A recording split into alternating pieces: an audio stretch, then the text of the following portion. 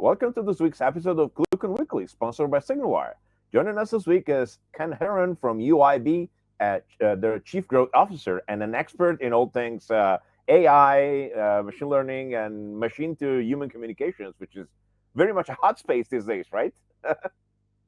It is. So welcome and thank you for joining us. Would you like to give us a quick introduction about yourself?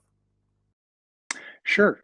My friends make fun of me because I talk to inanimate objects, that we create the technologies that allow our reseller partners and distributors around the world to have conversations with things, literal physical objects connected, as we think of as the Internet of Things, IoT, as well as different types of virtual assistants, chatbots. So maybe there isn't even a thing that you're talking to, but you're talking whether it's for service, sales, or scheduling, some way to engage with customers at scale without the need for actual live humans. Nice. So, I think as I was saying, the space has been heating up very much the last few weeks and few months. Although, to be fair, people in the know, like I've been working with chatbots and various iterations of classic chatbots for a long time now. I don't think people fully understand what's happening in regards to what GPT does and all the. So maybe we could start there. Like, what's the difference between what's the current iteration of real chatbots versus that kind of technology? Many people, let me start with kind of a basic foundation. You can scoop me along if I'm going too slowly. Many people think that chat, conversational AI, is somehow kicking out people, taking the place of live humans, when it's actually just the opposite. It is a tool that live humans are using to be more efficient, more productive. So let's say I'm doing a password reset. Maybe I don't want to wait for someone's phone to ring at a call center and to go through the process. Maybe I want to do it in my own language, which is maybe different from what the call center supports. So the ability to, and that's just one of thousands of use cases we see on a daily basis worldwide, the ability to do a one-time password reset can be done very efficiently so that the customer, the user, is happier. And of course, the business is happier because it doesn't need human intervention in all cases to be able to do that literally omni-channel, on WhatsApp, in a text message, Telegram, Twitter, Facebook Messenger, on and on and on. So you're no longer forcing someone with an issue to call a number or email or download a web app or go to my website or use the channel that is convenient or available for the business. You're allowing them to use what they know, what they already have installed on their mobile phone or other type of device in their preferred language. So it's really flipping the script. You're giving live humans a tool to scale, to automate, save costs, all the other good things, but you're really focused on the user experience. We hear this over and over. We see Yeah. customer experience, CX, user experience. It can get very buzzword heavy, but at the end of the day, you're creating a far superior experience because you're allowing people to communicate naturally. That's where the natural language comes from. Just as we're speaking, I don't need commands, I don't need special sequences, that the conversational AI can understand the way I'm speaking, whether it's grammatically correct or not. Yeah. As an American, we're very good at butchering English. Slang, we joke we were architected originally in Germany, so we're very comfortable with Swabian and Bavarian that they did not teach me in high school German class. So that ability to speak with people the way people actually talk and text, both modes. So it gets very exciting. I feel like there's another small difference that should be highlighted. Like the kind of chatbot we work with and you're talking about are correct, or they're always correct, and they do things. The current generation of language generating bots like GPT, etc., generate text. They're not actually smart. It's just May I some kind of differentiate there? AI is dumb. Well, let's kind of put yeah, that on the table. It's dumb as dirt.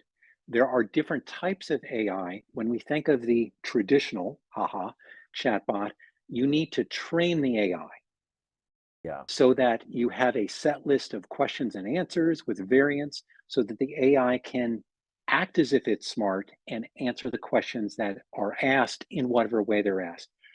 OpenAI's ChatGPT and the others, they work a little bit differently, that a company, an organization would not necessarily train them, but it's also a much more free-form answer. So for example, many of our customers use OpenAI that they have a set of defined questions. They want precise, accurate answers. But if someone's going to ask a question that has not been trained, OpenAI's line of chat products can respond with, who's the president? How do I make a pizza? Yeah. Because you can never train the AI for every conceivable question that a user or a customer may ask. Course. One important thing I've seen, so I have a friend who works in the legal space, Mhm, and they have, let's call it a traditional chatbot based on Raza NLU, mhm, that they use for quick searches in legal texts. And they mhm. try to do the same thing using GPT, and to their horror, it returns text that looks perfectly correct, but it's actually completely made up. To the point where it Yes, was citing, it was making up laws saying yes, this is yes. this is comma number 4 of law number 35 that was from December 20th, 2001, and you go look it up and it doesn't exist because it made up Completely a fake, sentence. but with Yeah, great confidence and precision. Yes. We find many of our customers don't use the OpenAI products customer facing. They will use it for internal use. So there's an expert to look at it before it is released to the wild and made public. And that can work very, very well. Let me give a very specific example. Car dealership. Someone comes in and says, I want an estimate for my older car. The agent may not know that, but OpenAI products can very quickly find that. The agent can then look at that, see if that matches, see if that makes coherent sense, make sure any web links are correct and not just made up by OpenAI. Once they do that quick vetting, then that can be shared with the person who asked the question, makes them more knowledgeable, makes them more skilled for questions they don't get on a daily basis. yeah. Plus, again, the only problem is correctness, I think, which is what you get with traditional chatbots more. Like a true chatbot will always, if it doesn't know, it doesn't know because you have to program that specific question Yes, into it. yes. But if it knows, it will be correct, which is also an interesting difference. So So speaking I would of UI, suggest it's not just the correctness that is the yeah, issue, it is the confidence, the yeah, blind confidence that uh, we had a customer who started using it and it was making up links, saying, oh, you can find your answer at that link doesn't exist. That's not a real working link.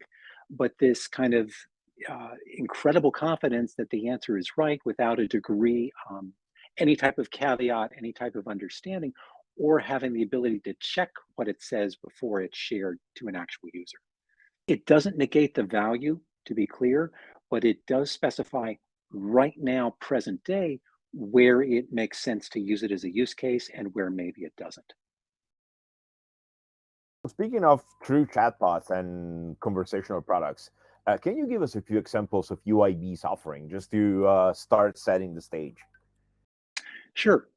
We sell a couple of platforms. One allows it's a single unified API that allows people to go full omni-channel. So if you are a chatbot company and you want to have people talk on Telegram and Messenger and WhatsApp, Apple, Google, and all the others, you can integrate with our single API, what we call the unification engine platform, and it gives you access to 50 plus channels. For our resellers, our distributors who don't have their own chatbot platform, we have a chatbot platform called Unified AI that we white label so that they can sell it under their brand, their skin, their logo, and they have an instant ready to use full featured chatbot platform that they can turn around and sell as their own product. Some like to make their own product. Others would simply, no, let us buy from you and just, it's not the focus of our business. Also, because we are the geeks in the space, we are obsessed Hmm. and dedicated to this. We are investing the resources in that, and that can be a make versus buy decision where it's a better decision for them to purchase from us than to try and invest the time to make their own. Well, that's so yeah. A few other things. Chatbots are generally text based, right? So it's it's how it starts. Like the No, I push technology. back on that. They can be both text and voice. No, yeah, I was getting from the pure technical aspect. At some point, you do ASR. Like there's always speech recognition Correct. somewhere in the Correct. stack. But it was exactly getting to that. Like, do you think there's a push for more channels for chatbots? And is voice going to be prevalent in a while? I feel like it's like people want to talk if they can.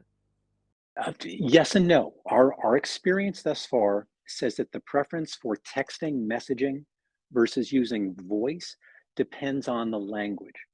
And I'll give specific examples. When people are speaking Arabic, when people are speaking Chinese, there is a noticeable preference to people being able to speak to the chatbot instead of having to text or message. In other languages, texting is preferred because it's private, it's discreet, and it just from fatigue at the end of the day, it allows people to do it. So we see a mix. If you remember a couple years back, there was voice first, and then people were kind of talking about the death of text, of messaging for chatbots. We've not seen that to be the case. It's been relatively stable. We do see a demographic shift, and that people who are younger tend to use voice a little bit more than people who are maybe older. But that's a gross generalization, but it really does vary by market and more importantly by language. Does it vary by language? Like, Yes. like is there a In terms of the preference? preference and actual Yeah. usage, we'll look at customers in Saudi Arabia who are speaking Arabic, and we see when they choose to engage with the chatbot in Arabic, they choose voice more often than they use text. When they are speaking with the exact same chatbot, same customers using English, they have a higher frequency of using messaging, texting the chatbot than using voice. So that would indicate to us from the numbers we've seen that depending on the language, there may be a preference to, to have a different mode, to speak to the chatbot rather than to text or message the chatbot.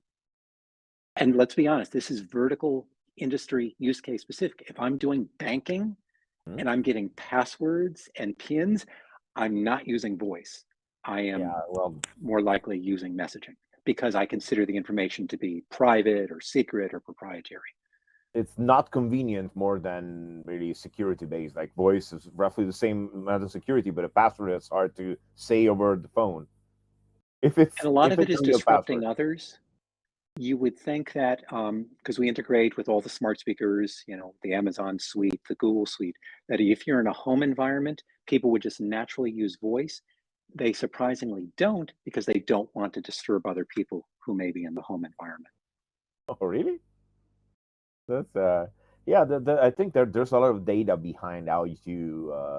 So well, obligatory question. Say I'm a company, I'm watching this very podcast, and we don't have any chatbot offering, etc. But let's say you are a company that's very much B2C facing. So Mhm. whatever, there's a billion of them.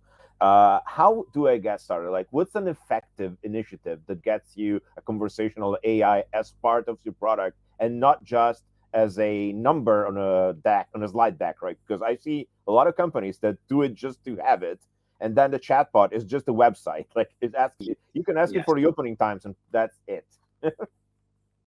Well, and you're not going to be surprised by this. The immediate answer, because I have a boss, like a lot of your viewers do, call us, talk to us, let us Hmm. help you, speak to someone who has done this before. The serious answer is look to where you can have the biggest bang for the least investment. What is that one? Is it a password reset? Is it a frequently asked questions? What is the one thing, internal or external, that you can instantly have an ROI and prove it? The nice thing about chatbots is that you don't have to do some thousand intent chatbot deployment right up front. We have customers with successful chatbots with one intent, a single intent, and they're perfectly happy. It saves money. Customers are thrilled. You can always grow it from there, can always add additional intents. Yeah, it, the biggest impact is probably the best answer. Like the best idea is that you can pick one thing where it actually works for you. Yes. I've seen it And work where's the very pain? well. Yeah, It it's sounds kind of stereotypical. What keeps you up at night? What's your biggest pain point? But what's the real business problem? And then how can conversational solutions, the technologies, be able to help you to resolve that? It's this isn't a case of we sell hammers, everything in the world is a nail, but let us understand what are the core business problems that you're trying to solve, and where does conversation make sense as a tool to help you to solve them. Yeah, I've seen so, but this is similar to implementing IVRs, so people going to voice responses from Hmm. just the website. And you're very right. I've seen a very good use case where there's a large yoga academy in Europe that has 40 something locations across the Hmm. various countries. And when I helped them implement something that was more, more conversational, there's just going through the website. The solution was having an IVR that just has two things: opening hours, classes times, and where the parking is. And Hmm. the Hmm. most important, the most used feature is actually just, hey, where is the closest parking spot? European cities are large; they tend to try and push the cars outside the city center. So you sometimes have to know where to go when you're going there. Like you cannot just drive to the address. You have to know, hey, I have to park a block away. It's that way. And that was a single most repeated question they got over the phone. Like every time someone called, hey, where can I park? So they turned that into an IVR, and that worked super well. We've done a lot of work with museums, and they always come with very sophisticated goals. We want to help people experience the art. We want people to discover, and some very clever use cases with literally talking to the art, being able to have the art come back, from an educational perspective. But the number one use case, where are the toilets? Oh, really? That the number of times, people, the different staff are asked, where's the toilet? Where's the bathroom? Where's the restroom? Even if you only have that one intent, that is such a time saver and a satisfier, because maybe I have a child, maybe I have diapers or nappies that I need to care for. So Oh, that yeah. ability to say, I need a restroom with changing facilities, I have an urgent need, where's the nearest one? I can share my location. It can literally guide me there. Tell me the shortest route, because in a museum, maybe it's confusing. There's multiple rooms. I don't know how to get there. Even to the point of occupancy, that, Hmm. okay, I need, to sit down and do my business, and to be able to tell me there's an open spot. We also see that with laundry facilities. We don't necessarily think of them as terribly high tech, but I need to do my Oh, laundry. I need two washing machines. Where is it available? And that I'm actually willing to reserve and pay a premium. So when I walk in, I not only know the washer is available, but when the wash finishes, the dryer has been pre-reserved so that the dryer is available for me to finish my load of laundry. that's really super interesting. It's something I never thought of. Like laundry is a very important use case. We travel a lot. I'm a social architect, so I end up going to meeting clients, etc. And often when the family can join me, maybe for a long weekend, Hmm. we just go for. And yeah, you're always looking for with two kids. You're always looking for laundry. Now they've grown up a little. When they were 6 and 7, all you were looking for is, hey, how do we get this Hmm. clothes clean so we have enough clothes to finish the weekend, or we'll have to buy something new, which you could do, but I mean, it's the Users love it because it enables them to find an open machine, reserve it, and know it'll be available. Property developers love it because it enables surge pricing. That if it's 3 in the morning, typically the laundry room's empty. Well, if I have a college student, maybe I give half price laundry for anyone who doesn't mind doing it at 3 a.m. wow, But if that's it's peak Saturday morning, maybe it's double or triple the cost, because some people are not price sensitive. I want to do it when I want to do it because I only have this much time between meetings. So it gives you an incredible, again, let me step back, cost reduction, revenue generation, user satisfaction. The laundry is a good example here. It reduced the costs. I don't need to add a third washer because I have better utilization of my two existing washers.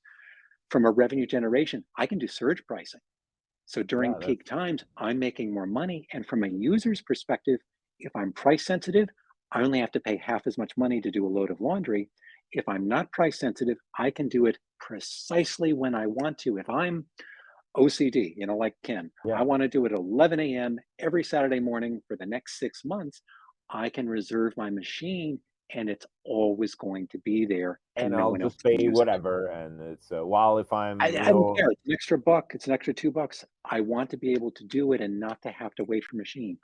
Also, the messaging, and it's brilliant to someone's phone on whatever channel they use. Ken, your laundry will be done in 10 minutes. Ken, your laundry's finishing up. Go change it. Ken, you've not moved your laundry. A ping to the supervisor or the building manager to go and take the laundry out because you've been notified 3 times. They will take the laundry out so that the machine can be used by the next person.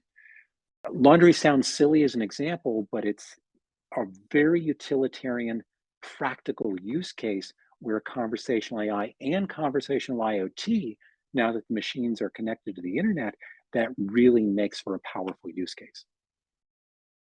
that's yeah, that I feel like that's a very good. Yeah, that's the kind of application that really truly can only be implemented through some kind of bot, chatbot, etc. Because even a website will be hard to use when navigating the various offerings, the times, etc. That's a very good example of things that are there. Because one of the few things that I hear very often, and we try to explain, and IVRs and chatbots are very much they're closing relationship to they're completely different, as you know. But sometimes you hear, well, why don't you just have a website? It doesn't really work like that because it's not websites are a part of everyday life, but as much as we like them, they are not one of the natural ways of communication that a person has. Like, what can you do? You can speak. That's pretty much all you can do. Well, there's sign language technically, but there's no chatbots for sign language, or maybe I don't know. Might might happen soon. Yeah, that's the Think of a website as that drawer in the kitchen that has all the stuff in it. You know the scissors are in there, but maybe you don't know where. oh, With that's perfect conversation, analogy. Yeah. I don't need to know where the scissors are. I can ask for them. I'll give you another real life example. We worked with a legacy German appliance manufacturer, phenomenal dishwashers. Based on your type and shape of stemware, there are specific cycles. So if you have a white wine glass or red wine glass, again, German precision, German efficiency, specific wash cycles for different types of glasses. The problem was the average consumer, someone like Ken, I have no idea what my glass is called. I certainly don't know what it's, called in German. So the ability for people to find the correct wash program for what they're putting in the dishwasher, and it's as simple as take your phone, snap. These are a wedding gift. I don't know what these stupid glasses are called, and it will connect me to the proper wash instructions and wash cycle, whether it's dishes, laundry, or some kind of industrial machine, so that I don't need to understand the finance of what the company or the industry calls specific things. The machine is smart enough to help me have a successful outcome, even if I'm a naive or an untrained user. Yeah, there's a lot going on there. Speaking of which, you're an expert in the sector, and I know you've done a lot in academy, etc. So I'll flat out ask, what's coming up next? Like, what do you think is going to be the biggest improvement in the next year or 2 years in the space? The trends we're seeing right now, it used to be that conversational AI was in addition to a mobile app or within the mobile app or in addition to a website or people would chat on the website.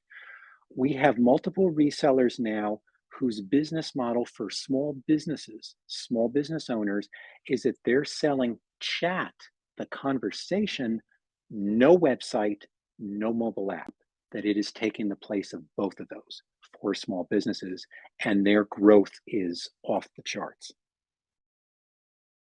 So Well, that and may that be one indicator. And I'm not saying websites are going to go away or die or mobile apps. This isn't about cannibalization, but it's changing what are the key tools you need to sell, to support, to schedule your customers.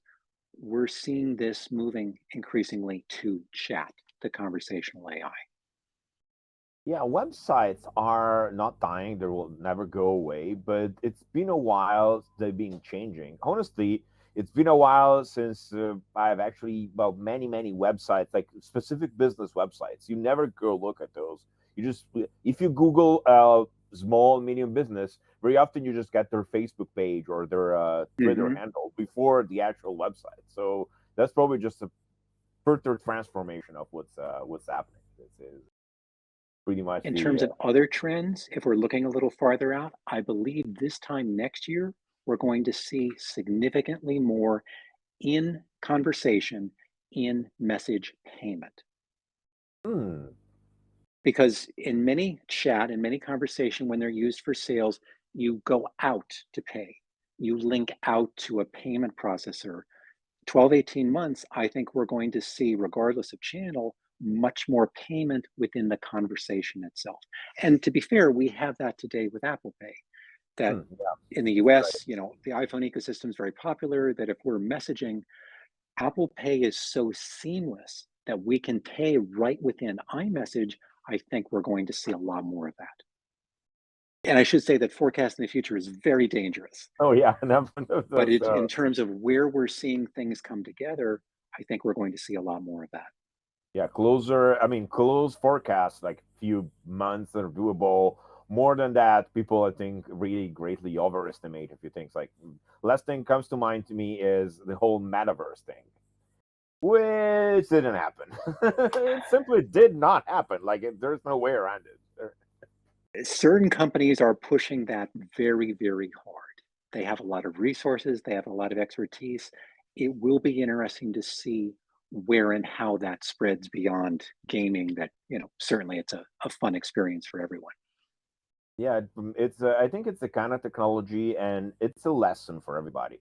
It might be too early, so some iteration of virtual reality or whatever will stay because it's As the price point comes down, when it's maybe a different hardware experience and the price is a little more affordable and the quality is significantly high, yes, when I'm cooking, the fact that if I could, either with glasses or without glasses, have some type of augmented experience yeah, that for sure. makes me act like I know how to cook when I really don't, in terms of the measurements, in terms of the technique, in terms of all of that, we've seen so many smart demos. A mechanic repairing a car to enable you to self fix something yourself at home, do it yourself. Home Depot does a new, metaverse thing that gives you the augmented ability to fix something yourself or build something or tile a floor yourself.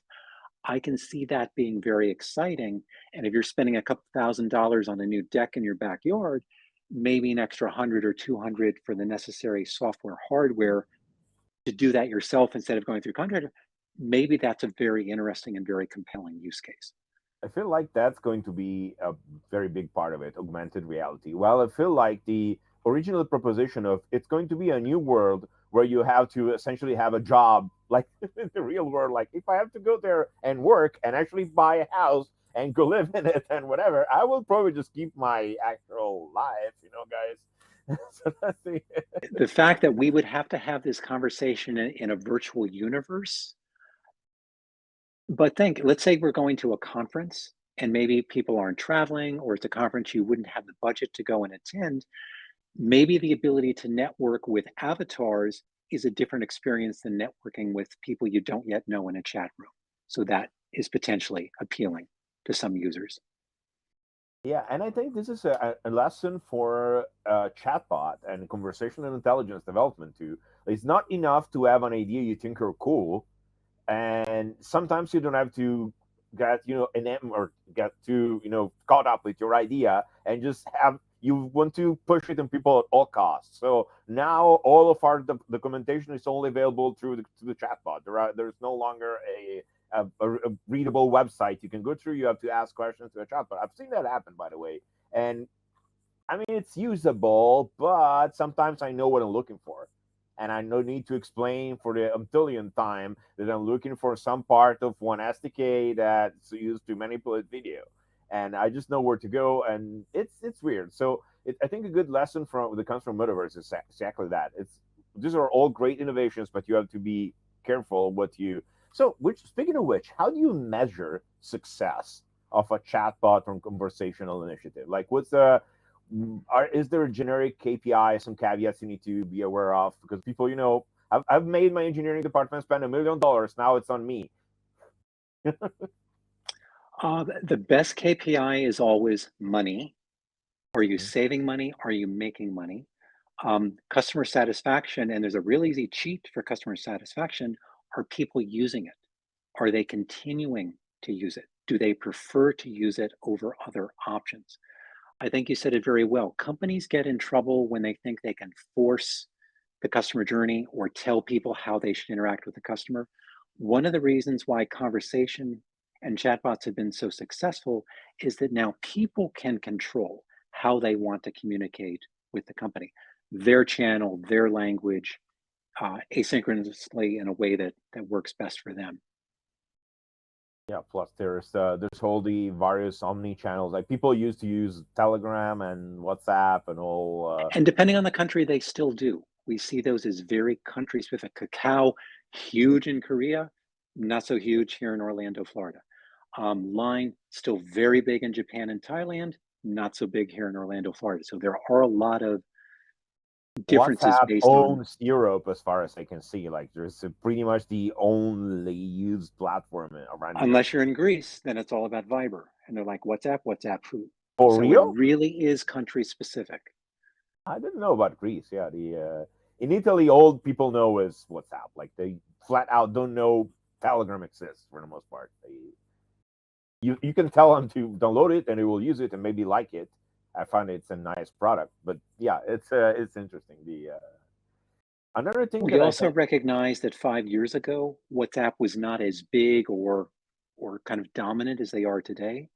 So if you're running a business that's going to be in business ongoing, you need for to a ask long time. yourself, what are the channels 5 years in the future? And it's not that we can predict saying this or that channel is going to be successful, but the ability to follow the user, follow the consumer, and follow whatever trend might happen. We had customers in Russia, being very blunt here, they were successfully using WhatsApp. They will woke up one morning and find out, I can't use WhatsApp anymore. That has happened. That will most likely continue to happen. So having any 100% allegiance to any one channel probably does not make the most sense from a business continuity or business planning perspective. There's one last thing I'd like to ask you, which is sort of not on the same train of thoughts, but it's so interesting. I was seeing I was looking at the UIB website before we chatted, and I noticed you have an incredible live animated avatar that speaks the actual sentences for the. First of all, is that an available product? Like That is something we sell. That is Nina. That's what we've that named is her. So she is an avatar. We have what we call connectors. We integrate with different digital avatar companies because we're finding that to be a more popular thing, that people just don't want chat.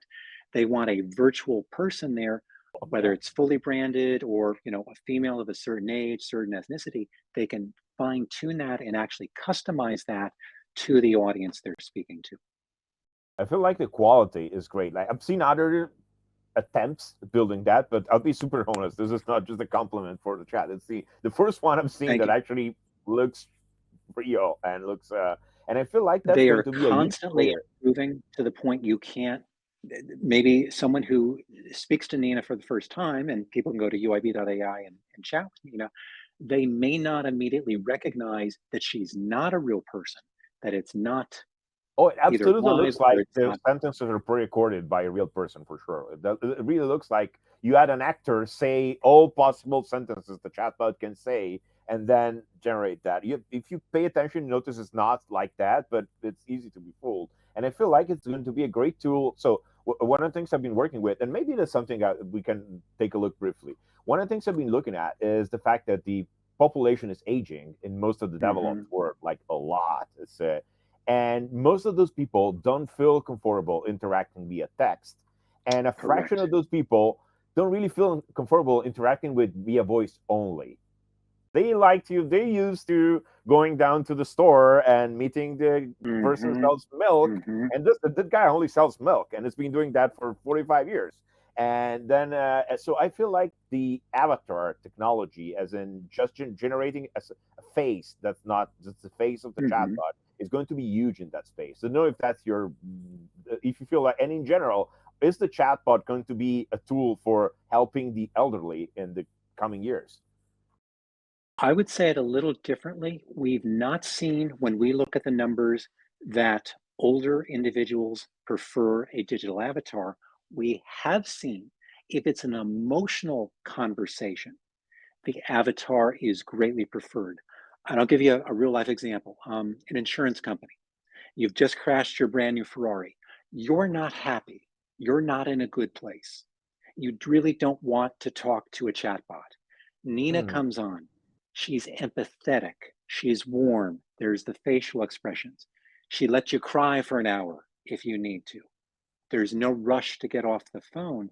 So, anytime it is an emotional item, or in reverse, let's say it's Singapore and there's a cyclone coming, and this is a public safety issue, people will listen, understand, and remember information better when it's coming from a digital avatar than from a generic text chatbot or a voice chatbot. So we've seen time and time again when it is um, when there's emotion in the conversation, the avatar has very quantifiable advantages, and we've tested this. People understand the information more accurately, they retain the information longer, and they take action on it. They actually execute what they've been told to do with a higher degree than without the digital avatar. Well, you have data that confirms it. That sounds like, I mean, it's empirically something I felt. Very often, There are as a technical, multiple studies. yeah, as We a don't technical necessarily just person, look at the anecdotal. We look at what are the studies out there of digital avatar versus non-digital avatar in terms of people's, understanding, retention, and taking action. yeah, as a technical person, very often I end up, watching videos about this or that, and I feel like it's way more engaging and interesting if you have the slides on stage, the main screen, but then if you can also see the speaker, and Hmm. I Hmm. retain information better. I've been prepping for a certification exam We're recently, humans. That's how we best get yeah, information from other humans. So if you and can facilitate that, you're the going to have same a better experience, and it's presentation going to be more enjoyable. but with the face of the speaker somewhere, even a small square somewhere, and it's Hmm. completely different and works in an entirely different way and much better than literally the same slides, the same content, but it's just the slides. It's It's how we're insanity. wired as humans. Yes, Is that's a very real thing. so that builds into video. Video is going to be more prevalent in the future because you do need that channel if possible. Well, COVID gave it a good big push. Like people decided they suddenly liked using video, which is a good thing. But it's going to develop very even more. Well, I mean, Ken, thank you very much. It's always a pleasure to have someone of your curriculum and experience on the program. And thank you very much for joining us today. I appreciate the opportunity. Thank you. And maybe I'll see you at some conferences. People started traveling again, so whatnot. I'm very interested in the whole language aspect. There's a lot of interesting things at Singapore too. So why not? I'll see you, or maybe join us at ClueCon next year in Chicago. Who knows? Sounds good. Cool. So thank you very much again. Thank you. For the rest of the people, I'll see you next week. Goodbye.